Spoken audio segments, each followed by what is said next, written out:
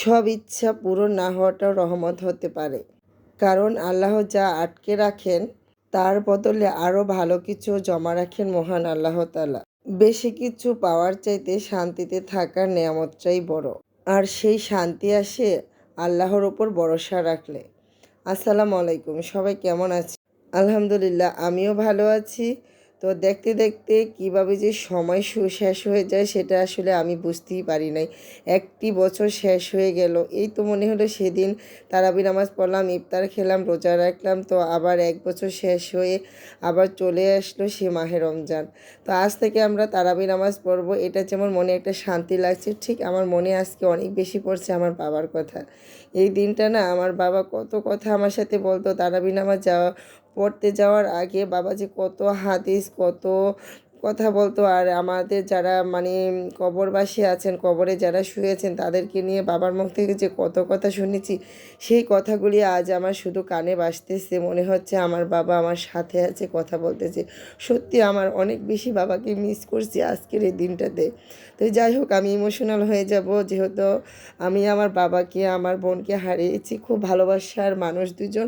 তো তাদের কথা মনে পড়লে আমি ইমোশনাল হয়ে যাই। তো আজকে ইমোশনালের দিকে না যেয়ে এই যে রান্নাগুলি করে নিলাম, সেই রেসিপিগুলি আপনাদের সাথে শেয়ার করতেছি।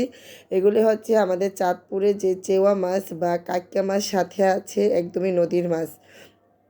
তো এখানে কয়েকটা কাক্কা মাছ আছে আর সাথে চেওয়া মাছ আছে। তো এই মাছগুলি আমরা যারা চাঁদপুরের আছি তারাই অনেক বেশি পছন্দ করি।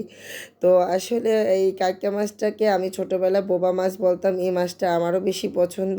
তো এই মাছগুলি আসলে রান্না করতেছি আর অনেক মানুষকে মিস করতেছি, যে আসলে সেগুলি নাম বলে আর ইমোশনালটা আর বাড়িয়ে দিতে চাচ্ছি না, কারণ একটু পরে তারাবি নামাজ পড়বো, আজানও হয়ে গেছে। তো যাই হোক, দুপুরে রান্নায় অনেক কিছুই ছিল আজকে, যেহেতু চেওয়া মাছ কাইক্কা মাছ ভুনা করেছিলাম।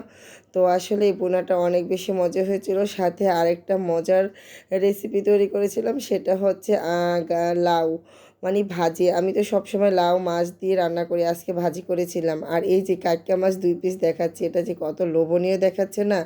তো আসলে এই কাইক্কা মাছটা না এখন খুব কম পাওয়া যায়, এটা নদী ছাড়া এই মাছটা হয়ই না। তো চেওয়া মাছটা যদিও পাওয়া যায়, কিন্তু কাইক্কা মাছ আমি অ্যাভেলেবেল পাই না, আমার চোখে পড়ে না। তো যাই হোক, এই যে লাউ ভাজিটা করেছিলাম সকালবেলা, এত বেশি মজা হয়েছিল।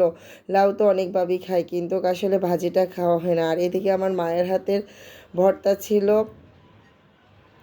বড়ির ভর্তা, অনেক বেশি লোভনীয়, অনেক মজার ছিল, তবে বড়িগুলি অনেক টক ছিল। তো আজকে একটা কষ্টের কথা হলো, আমার মা গতকালকে ঢাকা গিয়েছিল, কিন্তু রাস্তায় এত বড় একটা দুর্ঘটনা হয়েছে। আসলে কখন কার জীবনে কখন দুর্ঘটনা আসে, কখন কোন সময় অ্যাক্সিডেন্ট হয়, কেউ আসলে আগে থেকে কেউই জানতো না। দুপুরবেলা মায়ের এই কথাটা শোনার পরে মনটা এত বেশি খারাপ হয়ে গেছে। তো যাই হোক, আজকে এতটুকুই রান্না ছিল। সবাইকে মাহে রমজানের শুভেচ্ছা। সবাই ভালো থাকুন, সুস্থ থাকুন, সবাই সুন্দরভাবে রোজা পালন করুন। আমার জন্য দোয়া করবেন, আমার পরিবারের জন্য দোয়া করবেন। তো আজকের মতো বিদায় নেব। আর আমার ভিডিওগুলি যদি ভালো লাগে অবশ্যই লাইক, কমেন্ট, শেয়ার দিয়ে আমার পাশে থাকবেন। প্রতিদিনের মতো যারা শেয়ার দেন তাদেরকে অসংখ্য অসংখ্য ধন্যবাদ।